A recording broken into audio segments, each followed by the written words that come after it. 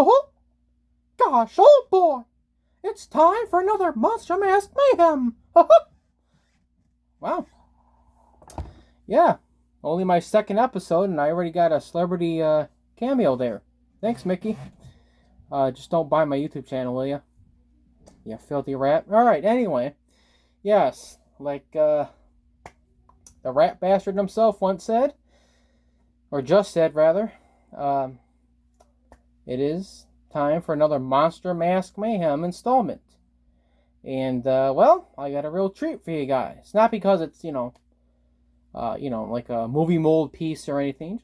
Just a cool mask I got actually fairly recently. I've had this mask in my collection for only about like a month or two now, but and I should know I'm not going in any particular order with these in terms of like the first mask I made all the way or made. I rehearsed this like 6 or 7 times and I still can't get it right. Okay, we're just gonna go right past that. So no, I'm not gonna be showing my masks in any particular order, like from the first one I ever got in my collection all the way to the latest or anything. I'm just gonna skip around and just show ones that I don't see a lot of people talk about, and yeah. Well, and continuing with that notion, I've got quite the interesting character for you, and look at him. Isn't he gruesome? I mean, should be. That's what his name is. He's called Gruesome. And who calls him Gruesome? Well, not just people who look at him, of course, but the company that made him. And what company would that be? Trick or Treat Studios.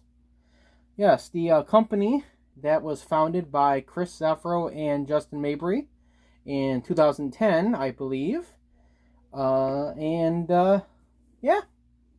They're the company that makes those, higher end, I mean, not like, super detailed, but, like the kind of mask you find at Spirit Halloween. Like they make those Michael Myers masks from all the different Halloween movies, and they make costumes and props and accessories and all sorts of, yeah.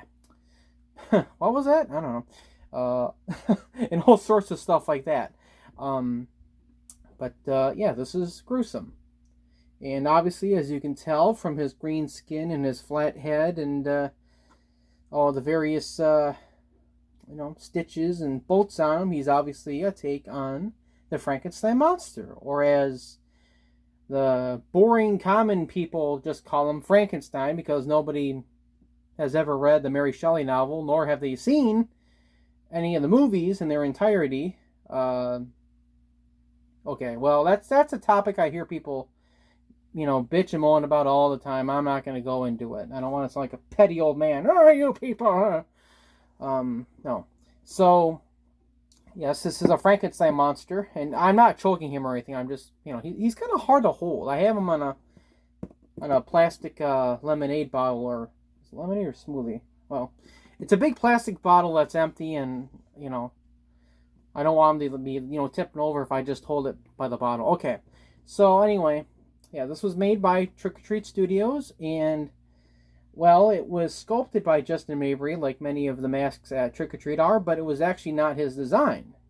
It was designed by a guy who I've always liked. I've always thought this guy's art was so cool and so imaginative, and somewhat recently I found out he actually worked on some of my favorite movies, and that is Eric or Unkle Pigors. And Eric Pigors, if you guys don't know, he used to be an animator for Disney, and he did a lot of cleanup stuff. And I don't mean like he was a janitor. No, not that kind of cleanup. In animation terms, cleanup means, well, okay, it's hard to explain, but they're basically the final drawings that you see in an animated film, like a hand-drawn film. Because even though everybody knows animators are the ones that, draw the characters, if you actually see what an animator's drawings look like, they're very rough and sketchy. So a cleanup artist has to, basically they have to draw over it and, clean up the details. Cleanup artist, they have to clean up and tidy up the details and tie it down, which is another animation term, so that it, looks like a character, not just a bunch of scribbles. I'm not insulting or putting down animators or anything, but if you seriously see what animation, like animators' roughs compared to cleanup final drawings look like, yeah, it's night and day. But Eric Pigors was a Disney animator on such films as The Little Mermaid, Oliver and Company, Aladdin, Beauty and the Beast, Hercules, Tarzan, Treasure Planet. Did I say Hercules? Lion King, that's another one he worked on. He worked on quite a few of them, and some of them are my very favorite movies. Especially Treasure Planet. That's a really underrated movie. And he worked on Princess and the Frog too. He just worked on a whole bunch of them. I don't have time here to list all of his credentials, but thank God for Wikipedia, huh? Yeah. While he was working at Disney, he created a company called Toxictoons. That's kind of where he makes his dough, because everybody knows him for drawing kind of like Eddie, Big Daddy Ed Roth, kind of characters, and just creepy stuff like this. And this was based on a drawing that he did. It was actually for a book. I think Eric said that he drew a Frankenstein monster for a book, and then Justin Mabry, the sculptor of this mask, saw that drawing and decided to design. Oh my God. Maybe I should have rehearsed this about 10 more times and I would have got it right. No, but Justin saw his drawing and he, decided to base a mask off it. And, yeah. And, even though this was made by Trick or Treat Studios, I did not buy this through them. I actually bought this from Eric himself right before he closed his website down for a little bit. It's open right now, but for about a month, actually over a month, he had to close his website down because he had a hip replacement surgery that he really needed. He said that he could barely walk, and it was something that he needed for at least 4 or 5 years. But unfortunately, being an artist nowadays doesn't pay a whole lot. Nobody really bought a lot of his products and his artwork, so he wasn't able to afford it until somewhat recently. And then, so I bought this from him, just to help him out. And I bought a T-shirt, and I bought a book, his Monster Joke book, and then I bought his Unkle Pigors Spook House DVD. And Unkle Pigors, by the way, I should probably mention, is that's kind of his character that he used to play. Kind of like if you think of kind of like a Zachary or like a horror host of that nature, that's kind of what Unkle Pigors was. He was kind of a ghoulish character that Eric created. They kind of host, I guess, what can be considered to be online spook shows. And, speaking of spook shows, the thing I love about this mask is I could see this being used in a midnight spook show. And, I don't know what my audience is for these videos, but if there's any youngsters out there who don't know what midnight spook shows were, the best way to describe them, they started out like magic shows, and then they kind of became more like horror themed, and they would show like horror movies, and sometimes they would have skits and seances that had to do with the movie. It was something that unfortunately I was born way too late for and have never experienced in my life. But I would love to actually put on a spook show, and I would definitely have this guy in it, just because he's just so damn cool and he looks like something that would be in one of those things, of course, as you can see, he's green. And now keep in mind, I'm using my cell phone and I have a lamp on all the way, and I notice it's kind of washing out some of the colors a little bit, or at least they look like they're kind of muted on my camera, so I don't know how well exactly the colors pick up. But it's green with some yellow and brown on it. And of course, he's got a big I guess like a mole or pimple right there. It's got stitches at the back of his neck. He's got pointed ears, and he's got teeth, of course, sharp teeth. And of course, he's got a hole in the mouth, and he's got cuts in the nose and above the eye. So that's how you see out of this mask. And now the back, well, actually, there's a stamp on here that I don't know where it is. There it is. Okay. So right here, there's a stamp. I don't know if you can see it, but yeah, it says, well, what does it say? It's a little hard to make out. It says Trick or Treat Studios, Gruesome, sculpted by Justin Mabry, made in Mexico. So, yeah. Well, oh, and on the back, he has a plate. On my phone, the text looks like it's kind of backwards, but it says that it's low voltage. Yeah. It's a very energy efficient monster, you know. You don't have to put too much electricity in the sky, you know. Hey, you know, it's very, very economical, you know. Well, as you can see, he is a full head latex mask. He's not vinyl. He is latex, and he's got some black acrylic fur on the top of his head. I like to kind of pat it down to, you know, give him that nice flat Frankenstein monster type head, you know, because obviously that's what he's supposed to be. Although he kind of looks a little bit like the Phantom of the Opera, like Lon Chaney's I really gotta slow down. He looks like Lon Chaney's Phantom of the Opera makeup with the skull nose and you know, the kind of skeletal face. And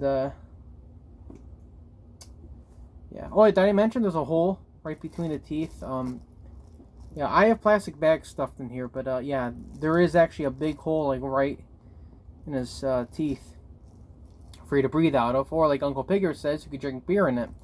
I don't drink, so and you know, why would you want to drink with a mask on? You're gonna get beer in it. You're gonna ruin the latex. Oh yeah, and he's got a little plate right there, the little screw, screwing his head on. And well, I don't know what else there is to say about him. But yeah, he's a cool ghoul. Well, not that cool ghoul, you know, not Zachary, but well, you are a cool ghoul, you know. Yeah, you're welcome. Well, I think that's about all. Oh, I should probably mention too, yeah, he's got a bib, so if you want to tuck it in to your costume, you can. It's a pretty big mask. And, you know, it's good that it is, so that it's nice and roomy. Vision is not going to be really good out of this thing. I actually did buy this to wear at a comic book day at my local comic book store. And, yeah, I couldn't see out of here very well. And I wasn't planning on really doing much there anyway. I was going to go in and get some free comic books, because it was free comic book day. And, you know, GTFO, you know. So, but yeah, I was dressed as Frankenstein's monster. I had had a black blazer on, and had this mask on, and I had a pair of hands that aren't the same color as the mask, but you can chalk it up to, you know, his hands were taken from a different body. So, you know, that's what the monster is. You know, he's made of different people. You know, he's basically like a flesh golem, like from Dungeons and Dragons, if you're familiar with that game, and who isn't. But yeah, well, other than that, I think I covered everything about old Gruesome here. I guess the only thing to say is that they did make a gray version that they discontinued, and this mask is I mean, they still make it, but they are gonna not make them anymore. There's only a few left. I don't know how many there are left, but Eric Pigors himself says that there's basically less than 10 of these left. He thinks maybe 4 or 5 of these. So if you want one, go to the Trick or Treat Studios website, and they set you back about $60, which is not. I mean, you know, not bad, not a bad price. I actually got mine for more. I got mine for $75 from Eric himself, but again, it was, you know, directly from the guy who designed it. So, and again, I wanted to help him out, and you know, I didn't care that it was $75. I could have spent the $59, but of course, my money would have been going to Trick or Treat Studios and not an artist. And that's kind of the way I am. I like to support the artist and not the business, you know, or the corporation, or you know, yeah, you know what I mean. Yeah. So grab one while you can, because they're, you know, they won't be here for long, and once they run out of their 5 or 6 that they have in stock, they're not going to make them. You're not going to be making them anymore. So yeah, I think it's a cool mask. So all right, well, I think that's about it for today's Monster Mask Mayhem. And until next time, like and subscribe like always, comment, share, all that jazz, and I will see you guys next time. Stay spooky, or else.